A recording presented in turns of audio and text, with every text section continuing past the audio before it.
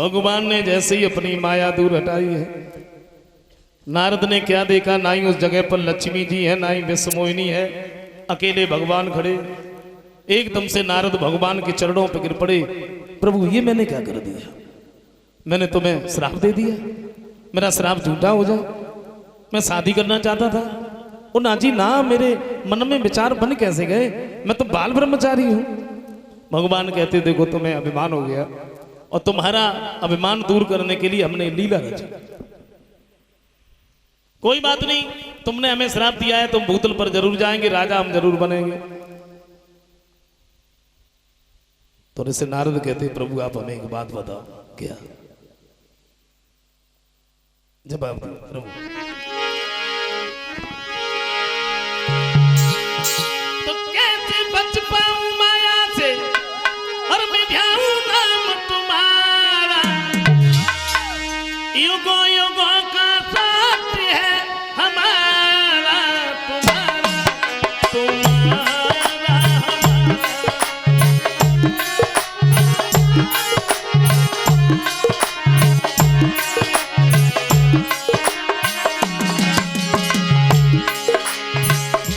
जवाब दिया प्रभु।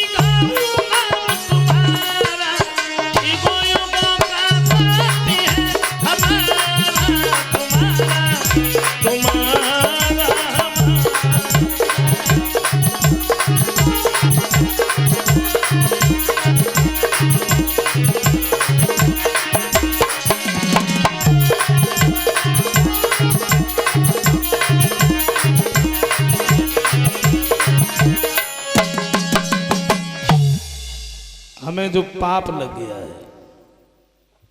गोस्वामी तुलसीदास जी कहते हैं कि भूप सहस्त्र दस एक ही बार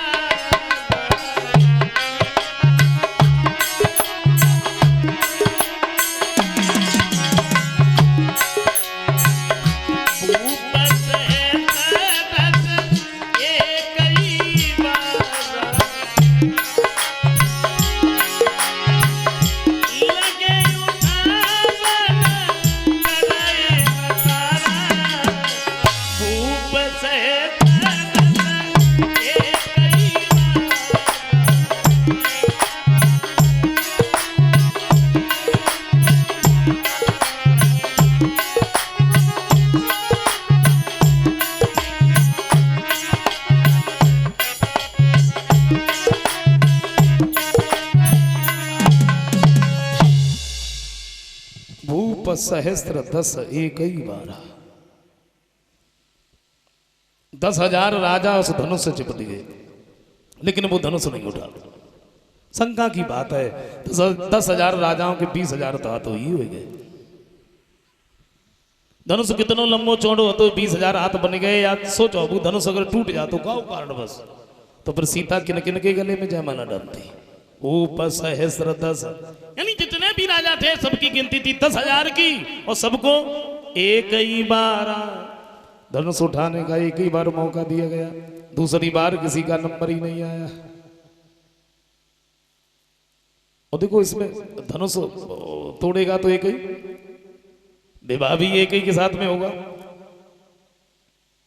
और गोस्वामी तुलसीदास जी ने 10,000 राजाओं का जिक्र किया, और 10,000 को अगर अंकों में लिखो, 10,000 को अगर अंकों में लिखा जाए तो इसमें हीरो तो सिर्फ एक ही है, बाद में तो सब जीरो ही जीरो है।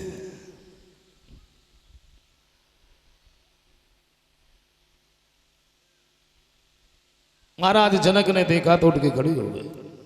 सभा के लोग, अगर मैं ये जानता कि दुनिया में कोई वीर नहीं है, दुनिया में कोई योद्धा नहीं है, तो मैं धनुष तोड़ने का प्रण नहीं करता।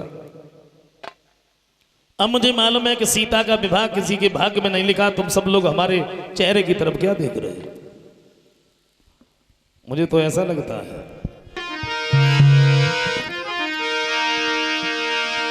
कि कुआरी लली रही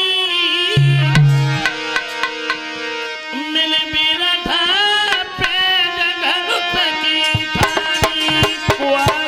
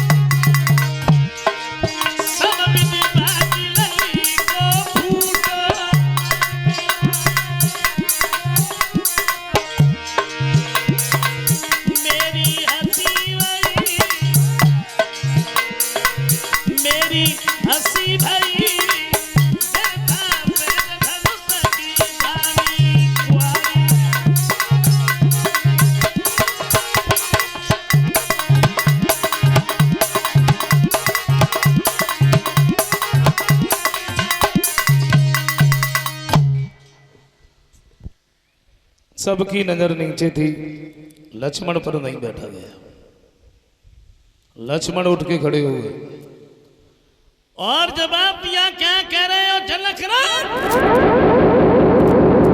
नहीं मालूम।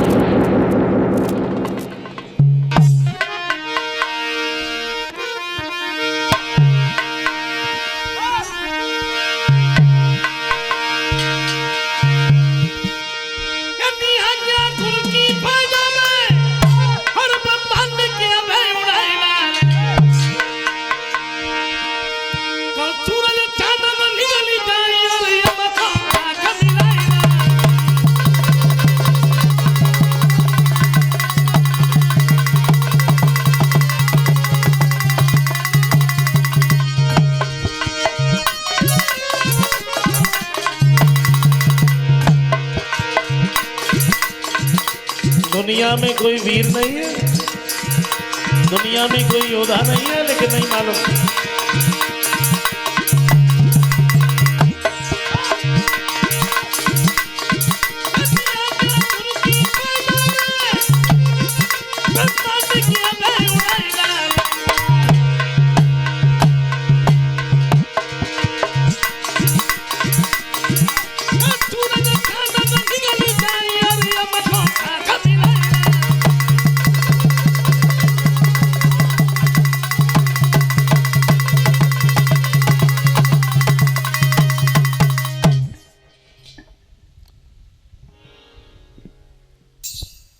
सबकी नजर लक्ष्मण की तरफ जम गई।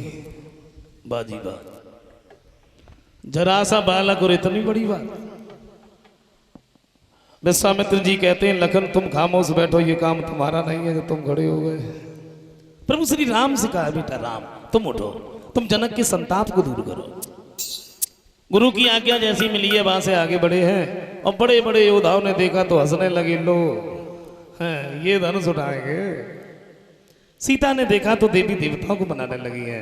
भोले बाबा से विनती की है, फिर पार्वती से विनती की है, फिर धनुष से विनती की है, तुम इतने हल्के हो जाओ तो प्रभु राम तुम्हें बड़े आसानी से उठा सके। और तब तक श्री राम सामने पहुंच गए। प्रभु श्री राम ने धनुष को उठा लिया। उठाते तो सबने देखा, उठाते तो देखा, लेकिन तो फिर पता नहीं झुका धनुष और आवाज गया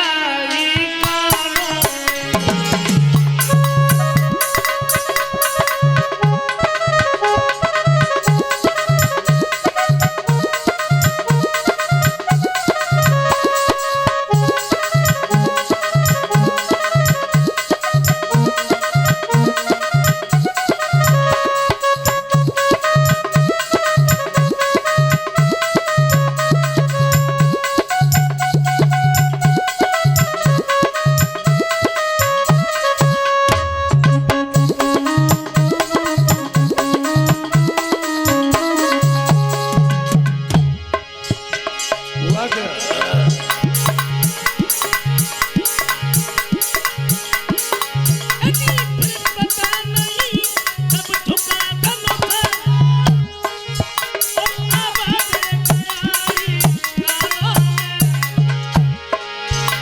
और भूमि पे कदुई टूट पड़े भर गई घोर भूमि भुवन ए भाई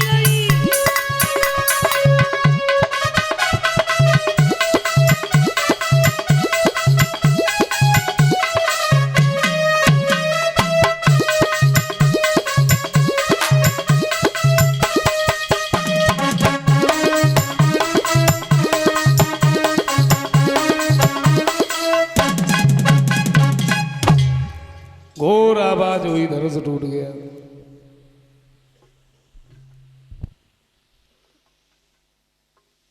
टूट गया धनुष।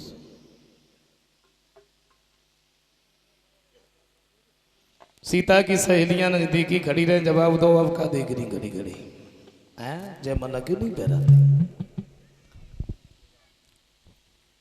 जयमाला पहरावे के लिए तैयार भाई हैं, लेकिन उचक उचक के रह जाती, गर्दन तक ना पहुंच पाती। सीता की उम्र कम थी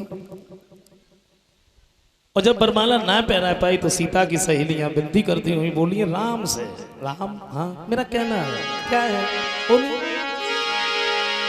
कि धोखी जाइयो लला रघुबीर लली मेरी बारी है धोखी जाइयो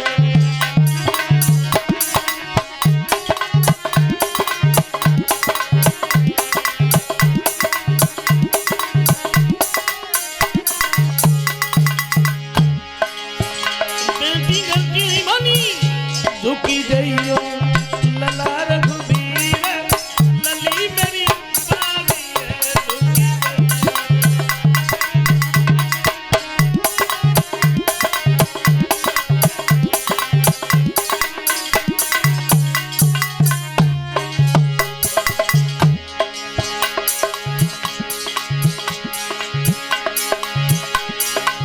झुकना पड़ेगा तुमको, झुकना पड़ेगा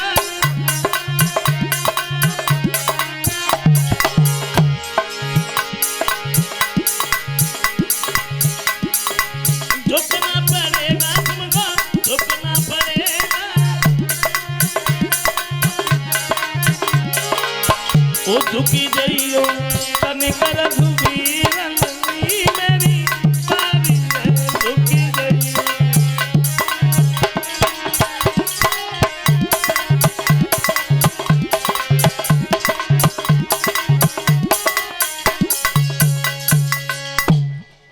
प्रभु श्री राम ने जब सुना तो एक बात कही, जे अगर कह रही तुम झुके जाता मैं क्या हो जाता।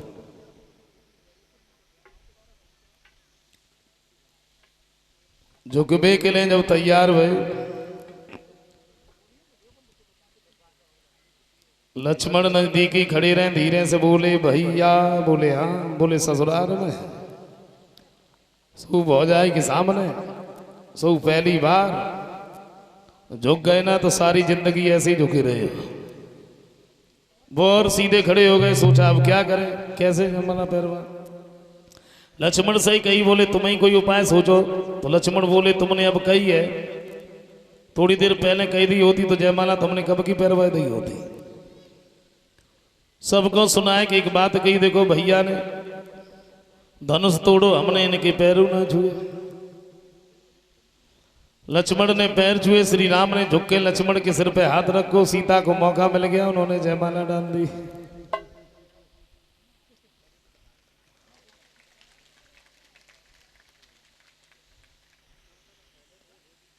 और जयमाला डाल के हट नहीं पाई, क्रोधा निधान परशुराम जी का आना हो गया। परशुराम जी ने जब क्रोध किया है तो प्रभु श्री राम ने समझाया है।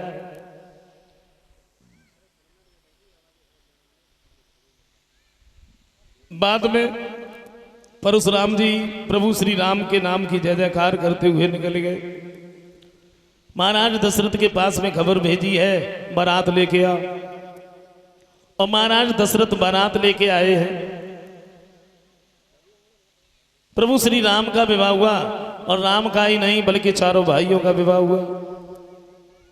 राम का विवाह हुआ, सीता के साथ में लक्ष्मण का विवाह हुआ, उर्मिला के साथ में भरत का विवाह हुआ, मांडवी के साथ में शत्रुघ्न का विवाह हुआ, श्रुतकीर्ति के साथ। अच्छा, जगदीश रामायण का ही प्रमाण कुछ और है। राम का विवाह हुआ, राम का ही नहीं चारों भाइयों का विवाह हुआ, और चारों भाइयों का ही नहीं प्रभु श्री राम की बारात में जो नौजवान लड़के गए थे जिनका विवाह नहीं हुआ था, उन सबका विवाह हुआ है जनकपुर से। घर पे जब जाने के लिए तैयार भये तो उससे पहले बारात वालों को भोजन करवाया गया। तो राम ने लक्ष्मण से एक बात कही, देखो तुम्हारी पता ना कौन सी आदत है, तुम पीछे ही बोल उठता हो। अब यहाँ ससुराल है, कोई कचू काट रहा है, तुम बिल्कुल बोलियो ना। बोले हम बिल्कुल ना बोलेंगे, हम काहे को बोलेंगे, हमें क्या मतलब है। हाँ,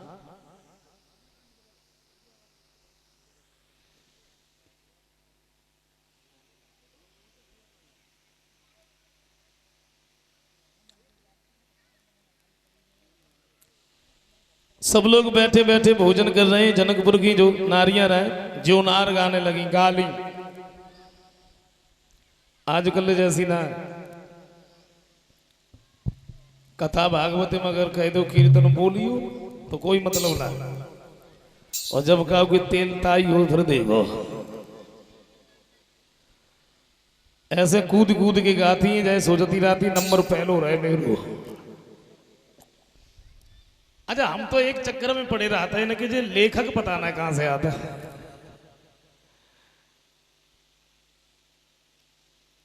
गाली देती मैं बोली, तुमसे नित्य आवे मेहमान। इसके दो अर्थ है। तुमसे नित्य आवे मेहमान, एक तो ये कह रही है कि तुम्हारे जैसे मेहमान हमारे घर पर आते रहे, तो फिर कहना ही क्या है। और एक ये कह रही है कि तुम्हारे जैसे सवेरे सामने पता ना कितने आता है। तुमसे नित्य आवे मेहमान और हमारे घर विद्या के धनी। तुमसे नित्य आवे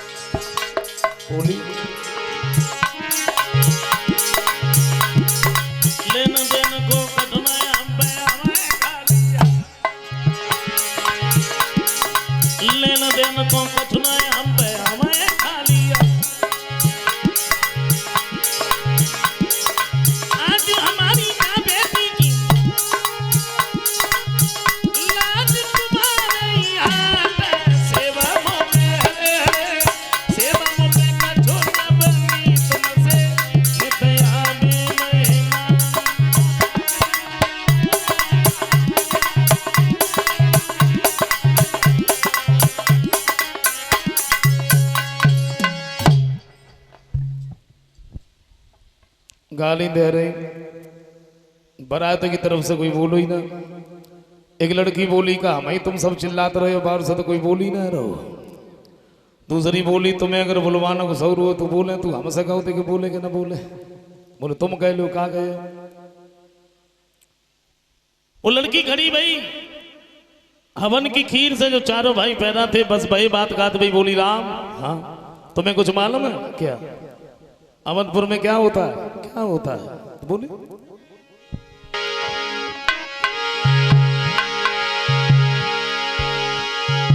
न तरकीब से होते और न तकदीर से होते,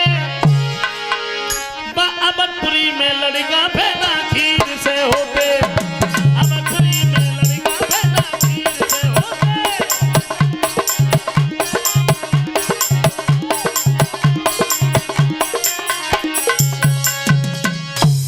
जैसे ही इतने शब्द गए, अच्छा लक्ष्मण जो रहे प्रभु श्री राम के नजदीक ही बैठे रहे, और तो कोई ना बोलो। लक्ष्मण धीरे से ही बोले, बोले भैया, बोले हाँ, बोले अब रुको तो हम तो ना जाता। बोले तुम कह ले कहा कहे। अच्छा लक्ष्मण खड़े हो गए, बस सीता की बात काट में बोले।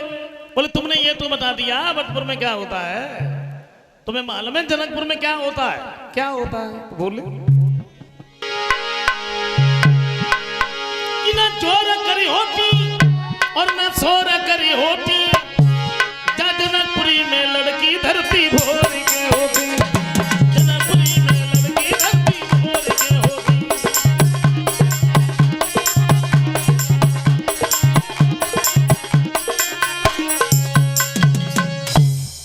बड़े हर्षोल्लास के साथ में सबने भोजन किया है।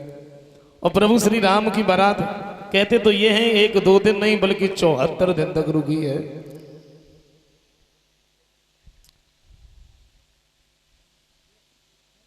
उसके बाद में जब ये घर पर आए और जब से राम ब्याही घर आए, नित नभ मंगल मोद बधाए।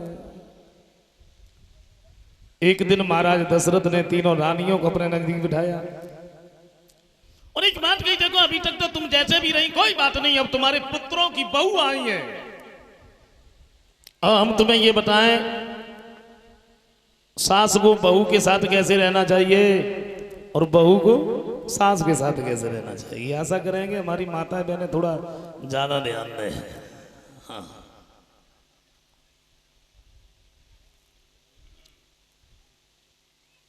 पराए घर की लड़की अगर आंगन में बहू बन करके आए तो सास का क्या धर्म है?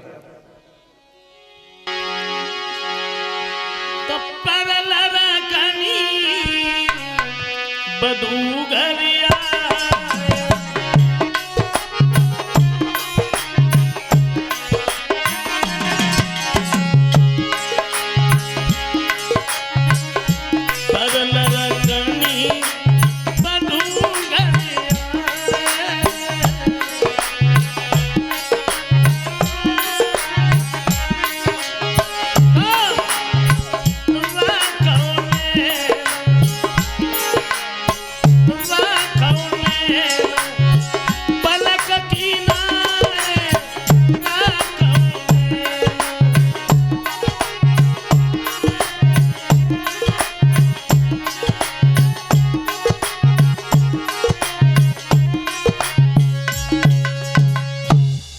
घर की लड़की अगर आंगन में बहू बन करके आए तो सास का ये धर्म है अपने बहू की इस तरीके से रक्षा करे जैसे आंखों के दीदों की रक्षा करने के लिए पलक हमेशा तैयार रहते हैं, पलक हमेशा सतर्क रहते हैं। ये देखे हमारी बहू के ऊपर कोई कष्ट तो नहीं है, कोई कलेश तो नहीं है, तो अपनी बेटी से बढ़ करके अपने बहू को माने।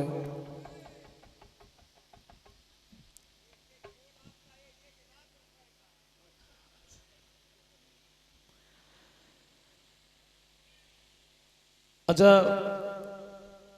बहू का भी कुछ फर्ज है क्या?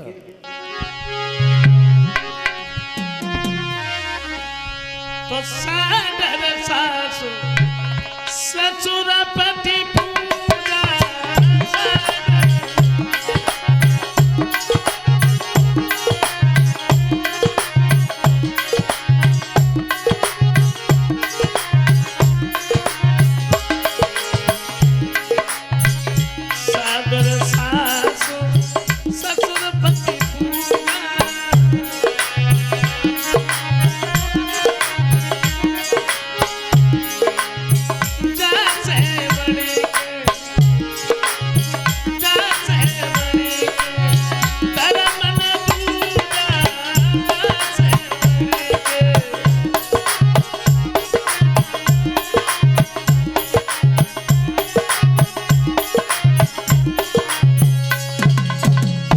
अपने सास ससुर पति इनका कहना माने, कहने के अनुसार चले, अपनी सास को अपनी मां से बढ़कर के माने। बस बताया तो ये है जिस स्त्री के घर पर सास ससुर पति जीवित है मंदिर में पूजा करने का क्या अधिकार, उसके देवी देवता तो घर पर ही बैठे।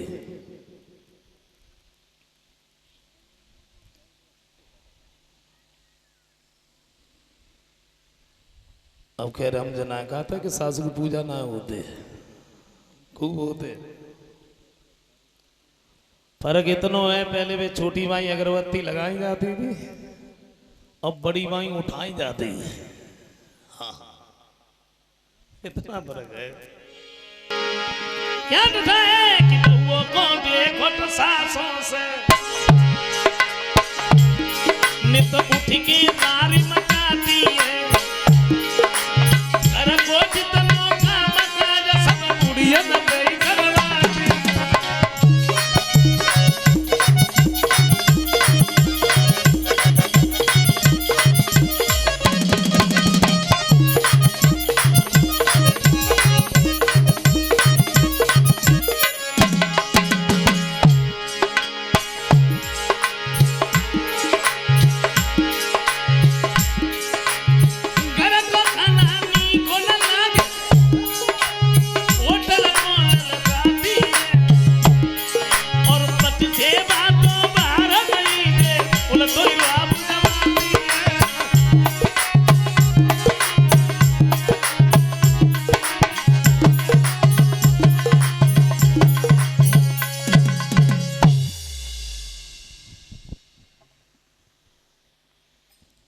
ऐसा नहीं होना चाहिए। देखो, जिस घर में पति पत्नी में, सास बहू में लड़ाई झगड़ा नहीं होता, वो घर स्वर्ग के समान होता है। और जहां हमेशा कलह ही बनी रहती है तो फिर वो घर ही क्या है? एक दूसरे का सम्मान करके रहें, प्रेम पूर्वक रहें तो रहने की बात ही कुछ अलग है।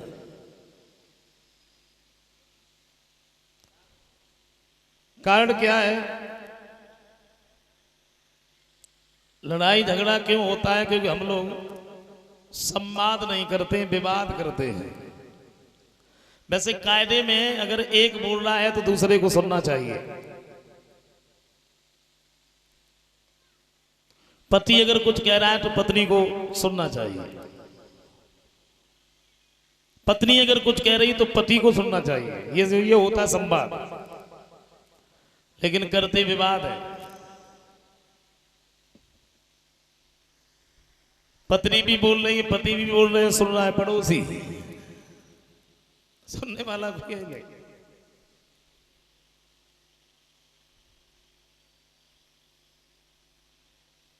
अब देखो, ताली भी एक हाथ से ना बजते हैं। अब आजकल पति की सेवा कौन करे? क्योंकि भगवान की दुआ से कच कच पति भी ऐसे मनचले बन जाता है। तो दशा देखी हो। अब देखो तो खैर सब लोग रहा था।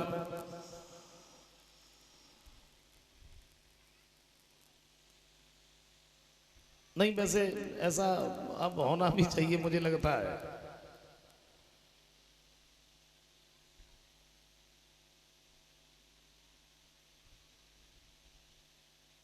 सवेरे के जगह